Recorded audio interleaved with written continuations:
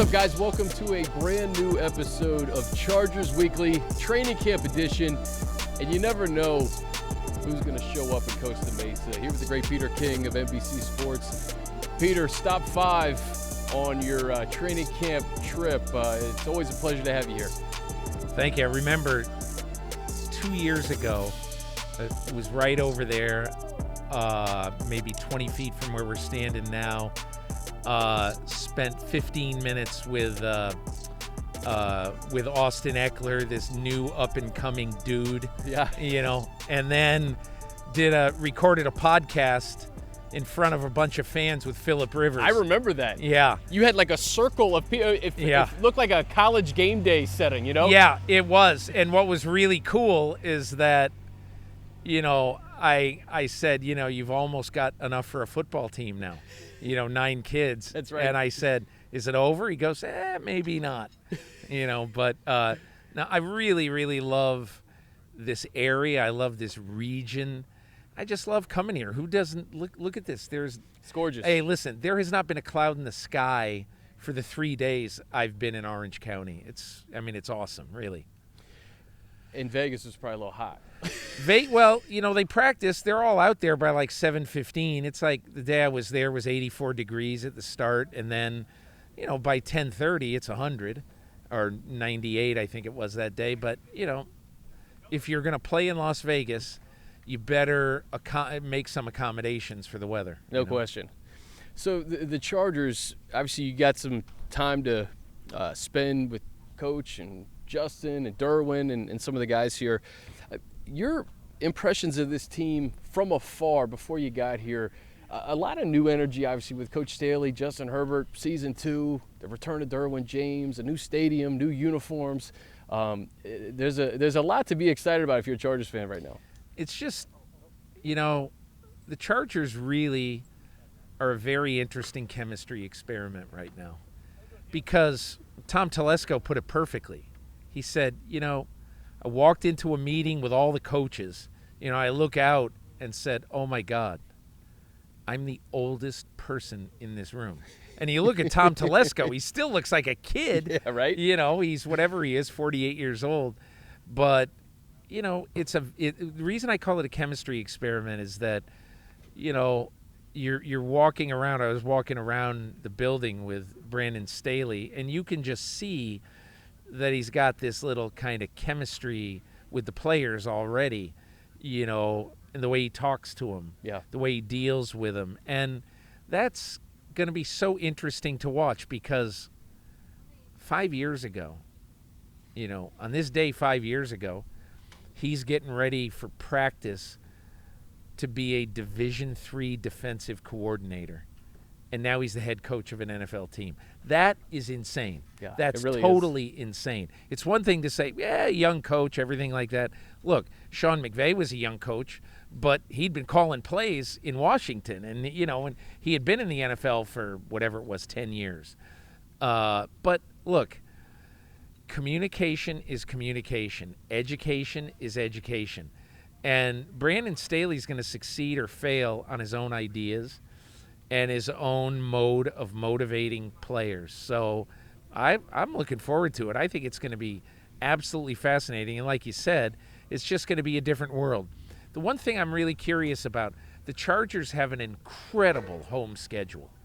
I mean, you want to buy season tickets, this is the year to get your season tickets. And not only because Justin Herbert's the quarterback, but because when you think about it, I mean, you're going to see some of the really great opponents. But I only raise this because I think another part of the interesting experiment with this team, with this franchise, is that, I mean, think about it. Do you have any idea, really? Does anybody have any idea, if you have a crowd of 50,000 at SoFi or 60,000, whatever, what percentage is going to be pro-Charger? What percentage is going to be pro-visiting team? Because you get, like, the Cowboys are coming, right? And so that's another thing.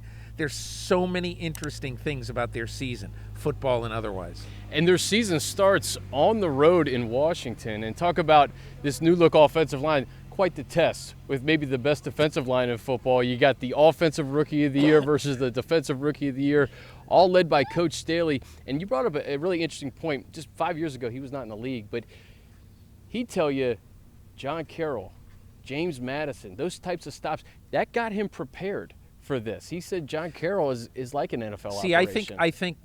I think one of the reasons that not necessarily that it might have been better to be at John Carroll than it would have been to be at Michigan or, Auburn or something like that. One of the reasons is I think he was able to establish himself and everything he wanted to do as a coach. He didn't have to fit in, in some monstrous football factory, okay?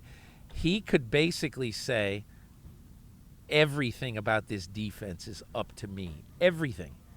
And he said football is football. And, we'll see. Nobody knows how this is going to go because a lot of people said, oh, my God, Brandon Staley's so young. He hasn't done it that long. But I'll tell you, as somebody who covers this, I remember when he told the Philadelphia Eagles, I'm not coming, I'm getting the job with the Chargers. Say the Eagles were downcast. Wow. Really? And they wanted they didn't know they were going to hire him. They wanted a shot at him because, the Eagles didn't have a guy. I applaud, by the way, not that this has anything to do, but I applaud the way that the Eagles do their searches because they say, we're starting at ground zero. We want to know everything about everybody. So their interview processes are like 7 to 10 hours long. And I think I remember talking to Brandon after he got the job, and he said, think about this. Saturday, I'm coaching the Rams in Green Bay, and we lose a tough playoff game.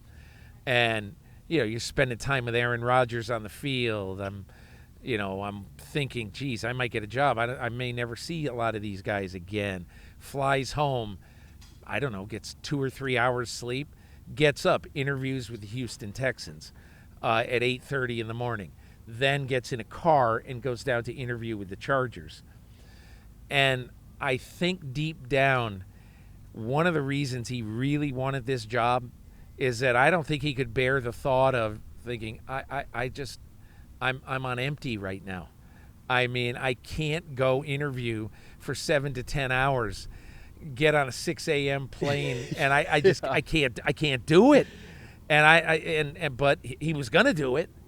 But that's one of the reasons why I think he loved getting this offer, so he didn't have to go and do mental and physical exhaustion in the wake of, having just coached a game on Saturday halfway across the country. Now it's just a quick trip down the 405, and then you look at the situation he's placed into. It's a great situation. It's Justin Herbert. Oh my God. Coach Staley was a quarterback. You could have Justin Herbert and an expansion team. He'd be just fine. And almost any coach would say, I'll sign up for that. Yeah. He doesn't have an expansion team. He's got an excellent running back in Austin Eckler.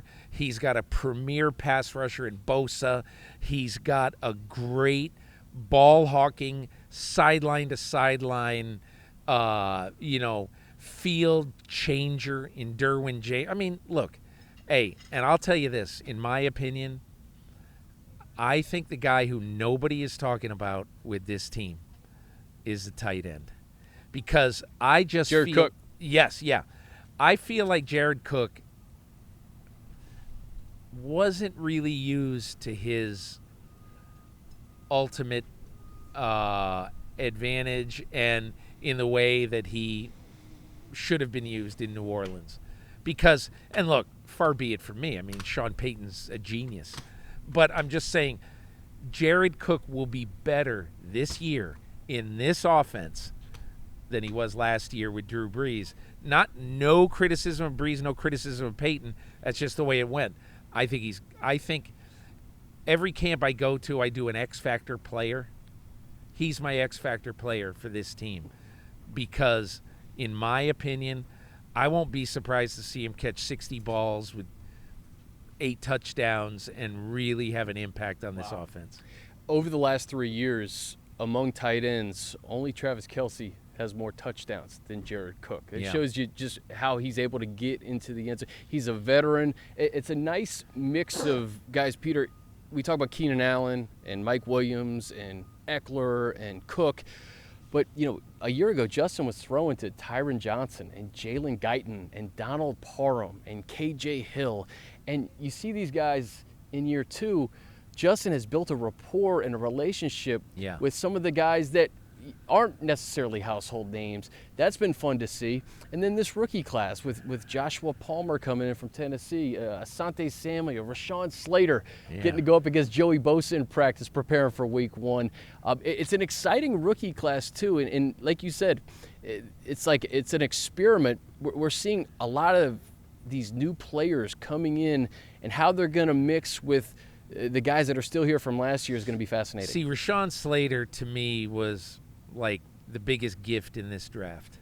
13 overall. Yeah, because I just remember there were two general managers in the top 10 who after the draft said we had Slater our highest rated tackle.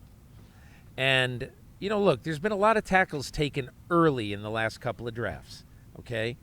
But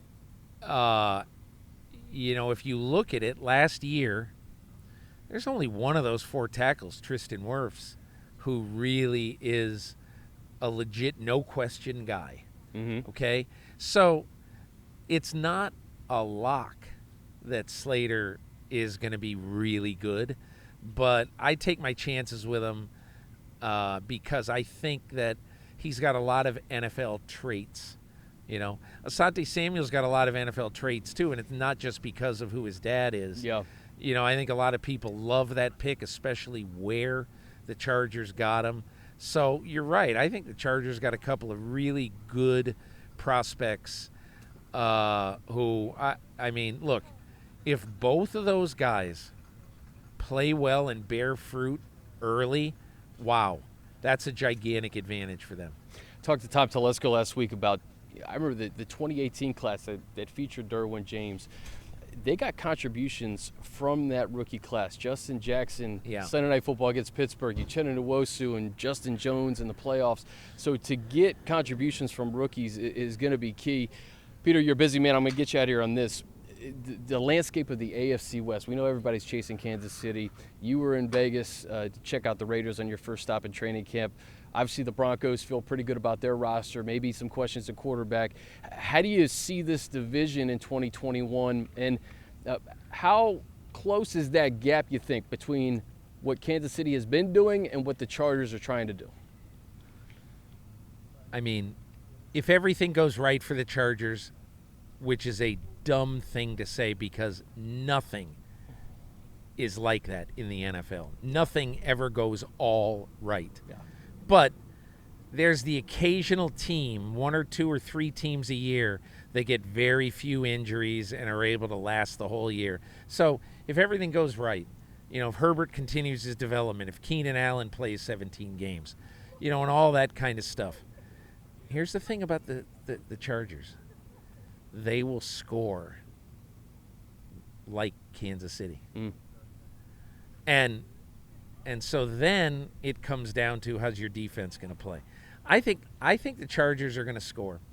And now it comes down to how quickly they buy into the scheme, the Staley scheme. And, look, I just think it's always, you always got to ask yourself this question. If you could tell me right now that Bosa plays 17 games healthy as a mule, I'm putting a lot of stock in the Chargers to make a run this year. With number 33, with Derwin at the same time. I mean, obviously, I discussed this with him, and he goes, listen, fluke, non-contact injuries. It's what's really tough in the NFL. I was talking to Jimmy Garoppolo about this, that, you get this narrative about you because some guy falls into your leg. He's injury prone. Yeah. Well, the fact is that Garoppolo has missed 23 of the last 48 regular season games with injuries. The fact is Derwin James has missed, 2 years essentially. And he is, if you were to ask me, he is the absolute rock star and influential leader of that defense. And so you're right. I mean, if those two guys play, if they're healthy, they will play well. Yeah. Okay? They got to play. And so those are the things that you say to yourself, if all these things go right. But like I said, something's going to happen. Something bad is going to happen. I just don't know what it is. I don't know when it'll happen. Just because every team, every year, one or two or three things really bad happen. And you just can't forecast what it is. But if, like I say, if this is a healthy team, this is a team that, in my opinion, could win multiple games in January. It's weathering that adversity based on when it comes. Sometimes Yeah. it comes in training camp. Sometimes it comes throughout the course of a 17-game season now. So we will see what happens with the Chargers in the AFC West. Peter, when you're at camp, it feels like football's getting closer. It's always a pleasure. Love having you in Southern California, and look forward to seeing you throughout the season. Thanks. Hey, I look forward to it too. I'll give you one other very quick story that when I saw Derek Carr, I had done a few things with him, during the course of his career, and he goes, "Man, I just want to hug you." Because he said, I've just been without people for so Zoom. long. Listen, there's been some benefits to Zoom, but having the personal connection, doing this with you on Zoom versus doing it in person is just different. Yeah. This is better. Yeah. And I hope we get to do more of this. It's fun. Yeah, I'd love to. Hey, listen, thanks. Absolutely. All right, as we roll on here on Chargers Weekly, Daniel Popper of The Athletic joins me. And people have asked, who's the fastest person on the field this week? It's not Asante Samuel Jr., it's not Michael Davis, it's not Austin Eckler.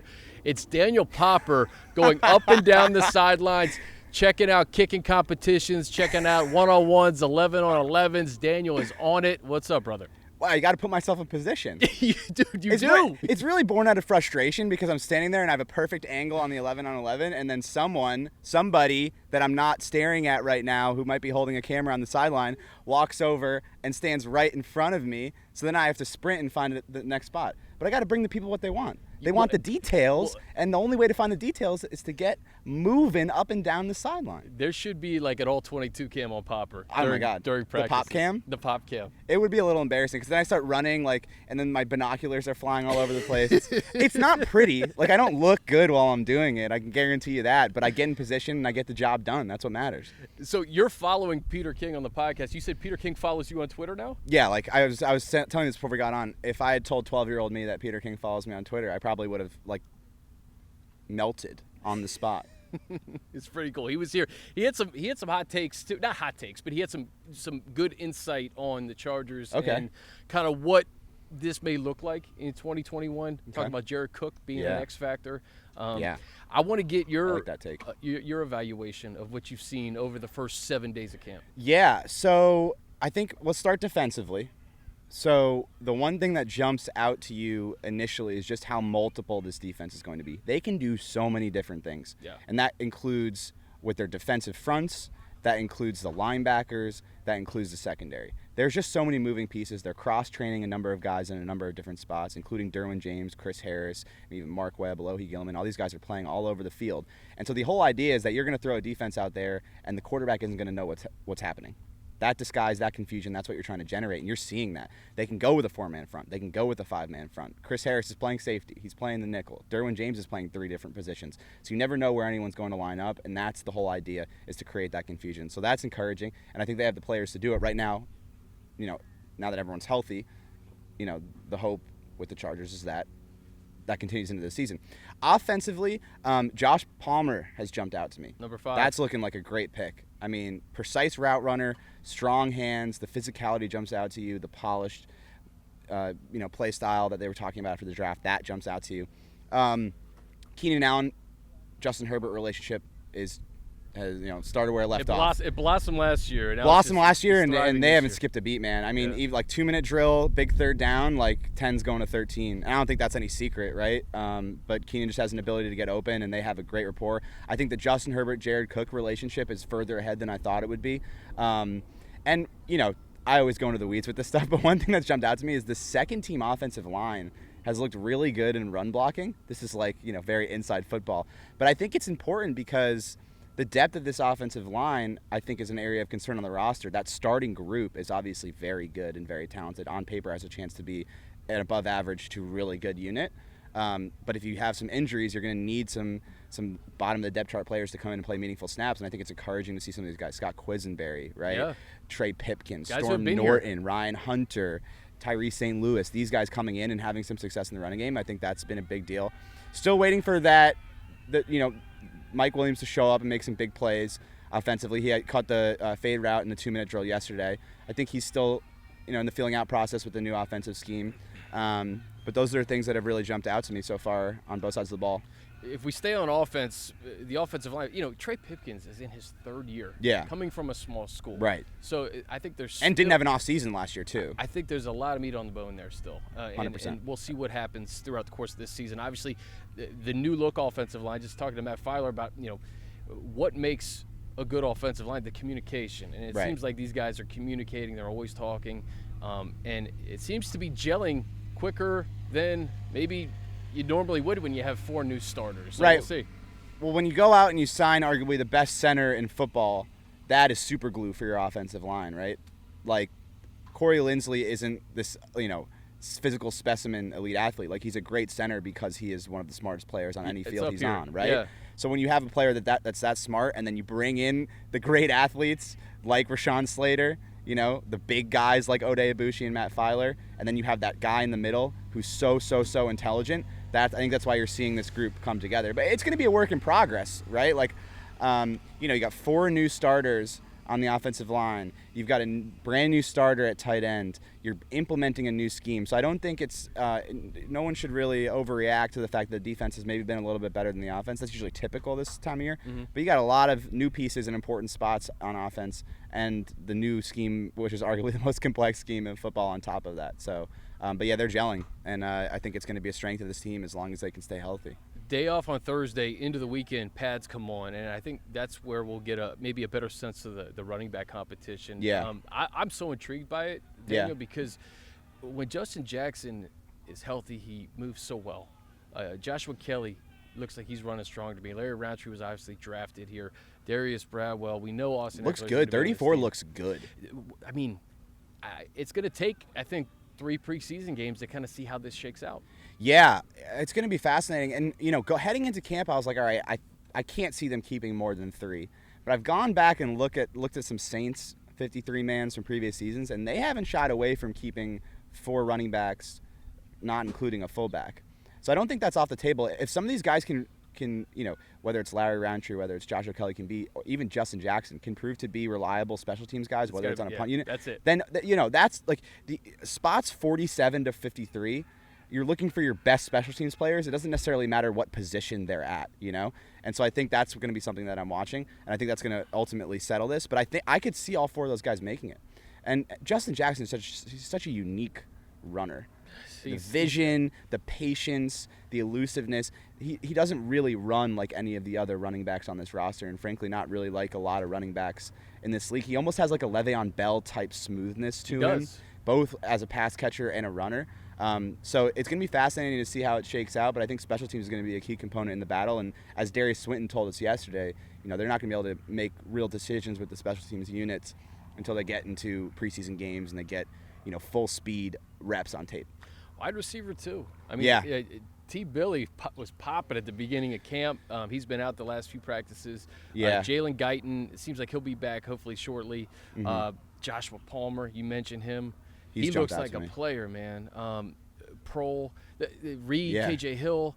We did this podcast with Tom, and KJ walked by. Tom said, "Hey, KJ, great practice day." He had a good caught, first practice. 2 or 3 balls out there. So yeah, that's another competition where I think special teams is going to play a big role, and it depends on how many they keep. Exactly. Yeah. Do they keep 5? Do they keep 6? Who's the punt returner? It's pretty much the wide receivers battling for spots that are on punt return. It's Austin Prohl. It's KJ Hill. It's Guyton. It's that group of guys, Tyron Johnson, that are returning punts. Joe Reed is on kick return. He's getting run on kickoff units. He's getting run on punt units. So I feel like a broken record at this point. But when you're talking about position battles, It's what can you do on offense and how are you performing in these 11-on-11 reps and in preseason games as a receiver, but also what are you bringing in terms of special teams? What's your experience like? How committed are you to that part of the ball, to learning the scheme, to being a precise player in that area? Because listen, we can talk about all this other stuff that's important for the Chargers, but they won't be a good team this year if their special teams performs like it did last year. It can't be the 32nd best unit in the league. They get a lot of work out here. Let's say that. It can't be the worst special teams unit that Football Outsiders has ever tracked. Like, it can't be that. You can't be a good team in that area. So this is essential that they get players on these groups, punt return, kickoff, kick return, that can perform, that are committed to that area, that phase of the game. And so that's going to be a key part when I'm making my 53-man roster projection, my final projection. That's going to be a huge part of how I fill out the end of this roster is, okay, who is getting run on special teams and who has shown an aptitude in that area. And kicking. I have not seen Daniel Popper more excited at a training camp practice than when the kicking competition I'm a gets kicker. rolled out. It's career long of 45 yards. I'll give you the floor, but it's been a strong start for all three guys. Yeah, absolutely. I think Badgley missed a couple kicks today, but for the most part, I think it's only been 4 missed kicks the entire training camp so far. It's tough. So much of kicking is mental, and so much of it is dealing with pressure in big moments, and it's hard to replicate that on the practice really field. Is, yeah. So I tried to ask Darius Swinton about it yesterday, like, hey, like, how much weight are you putting in the practice kicking versus what you're putting in the preseason kicking and in the actual preseason games, and he avoided it. But I can tell you right now, like, if you perform well in the preseason game, that's going to elevate your chances because that is a game environment. That's as close as you're going to get to kicking in a regular season game. That's the closest you can possibly get outside of kicking in a regular season game. So I think that those reps are going to be important. The problem is you can't set it up exactly how you want to. You can't be like, all right, guys, we're going to kick a 45-yarder now. That's right. As time expires in the first half. So it's like harder to get the specific things you're looking for in the game. But in terms of how that projects your performance, I think that's much more important than how the practice kicking goes. If you take like the aggregate of comments about the defense from the players at the podium, I think some of the lines that would stand out, confusing, complex, excitement, guys are playing different positions. How would you assess what you've seen out of this defense? Albeit we're a week into camp. I can't wait for these preseason games because we know, I'm sure a lot of the starters won't play, but we'll be able to see this system kind of in motion. Yeah. 2 words I keep using to describe the defense. Versatility, multiplicity. That's what it's about. How many different positions can you play and how many different formations and looks can we show? Those 2 things are related, but that's the crux of it. Because, and Brandon Staley would tell you this, quarterbacks are too good in this league to come out and show the same thing over and over and over again. Like, if a quarterback is setting up at the line of scrimmage and he knows exactly what coverage you're in, he's going to beat it. And, the good quarterbacks, right? The tier 1 and tier 2 quarterbacks in the league, they need to be challenged more than that if you want a chance to win. And so that's the entire philosophy of Brandon Staley's defense is we got to confuse everybody. That includes the Aaron Rodgerses, the Tom Brady's of the world, right? We have to go out there and confuse these guys, and the only way to do it is to have Chris Harris playing 3 different positions and Derwin James playing 3 different positions and having a hybrid 4-man front, a 5-man front. You can take out a defensive lineman on nickel. You can take out an inside linebacker. You can take out an edge rusher. It's constantly morphing, constantly changing, constantly showing that versatility and multiplicity, and that's really what's jumped out to me. I think it's not only going to create a better defense, the players are more excited to play in it, and you're elevating Justin Herbert because he's going up against that defense every day and seeing some of the toughest looks that you can throw at an opposing quarterback. Drew Tranquil was at the podium on Wednesday, Kenneth Berry last week. A guy that we didn't talk about, frankly, a lot during the offseason that's had a pretty good camp is number 44, Kaiser White. Yeah. And that's the guy. I remember seeing him at the Senior Bowl. He's flying. He was a safety at West Virginia. So you talk about positional versatility. Having a guy like that out there that can confuse the defense and make plays really all over the field is another added bonus for this team. Right. I think he brings an element of speed, and he's always brought that. Even in Gus Bradley's defense. People forget, Daniel, he started the first 2 games of his rookie season before he got hurt. Like, he had that impressive of a rookie camp to show himself, into the starting lineup. And, he's had some injury issues, but I believe he played all 16 games last year. Yeah, and so he brings that speed element, right? Which we've seen when he's been on the field, the ability to tackle sideline to sideline, to track down running backs. That's what you want out of a linebacker. But he brings that coverage element too, and just that spatial awareness that comes with having played safety and having that type of background. So he's like that perfect, modern NFL defender. And Brandon said this the other day, he moves like a safety, but he hits like a linebacker. And so many teams are looking for that type of player. The issue with Kaiser is he hasn't been able to stay on the field, and he hasn't really been able to reach his full potential just because he's always had nagging injuries, even when he has been playing. But in this defense, he is flying, man, like pass breakups. He had a pick 6. He looks really comfortable, and it looks like they're really elevating his skill set, that linebacker safety hybrid skill set. I think he's going to be a really interesting piece in this defense to use in situational areas, because it seems like Drew Tranquill and Kenneth Murray are sort of locked in at the inside linebacker spot, but bringing Kaiser in certain situations when you want a little more speed, a little more coverage ability on the field, I think is really, really intriguing for this defense. Chargers have a day off on Thursday. Sounds like Friday, Saturday, Sunday in pads. What are you looking for? What should fans be looking for if they come out to Jack Hammett Sports Complex on Friday and Saturday, and then SoFi Stadium on Sunday? Yeah, the thing I'm always looking for when pads come on is offensive line, defensive line, one-on-ones. Because that's really when you get to, evaluate, okay, where are these offensive linemen? And not just the starting guys. Like I talked about, offensive line depth is something that I'm going to be watching. So watching the twos go up against the twos as well, Trey Pipkins, Storm Norton, those guys. But continue to see Slater, too. Right. I mean, that was the highlight of camp for me so far. It was seeing Rashaan Slater go up one-on-one against Joey Bosa and just dominating him. I've never seen Joey manhandled like that pretty much ever, but certainly not in a Chargers training camp practice. So, and Joey's bested Rashaan Slater on a number of occasions too, in 11-on-11. So I don't want to say like Rashawn's been dominating him all the time, but that specific rep was really impressive. So that's what I'll be watching is you really, once the pads come on, you can start evaluating D-line and O-line and figuring out, okay, what does this running game really look like? Because, the whistle blows, when the running back basically gets touched, there's no tackling. You're not seeing these guys. Who's powerful? Who can break tackles? That's what you're going to start to see when pads come on. So I think you can really get a better evaluation of the O-line, D-line, and you can get a better evaluation of the running backs once the pads come on. So that's what I'll be watching. Get out here Friday, Saturday. Get to SoFi Stadium. It's going to be a fun weekend because, like you said, the pads come on, and we're going to start to slowly gear up for that first preseason game against the Rams. It's going to be here before you know it.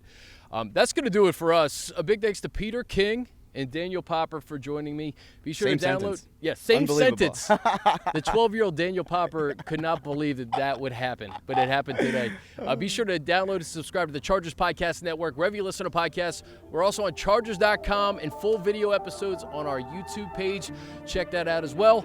Have a great weekend. We'll see you out here, and until next time, I'm Chris Hayrie.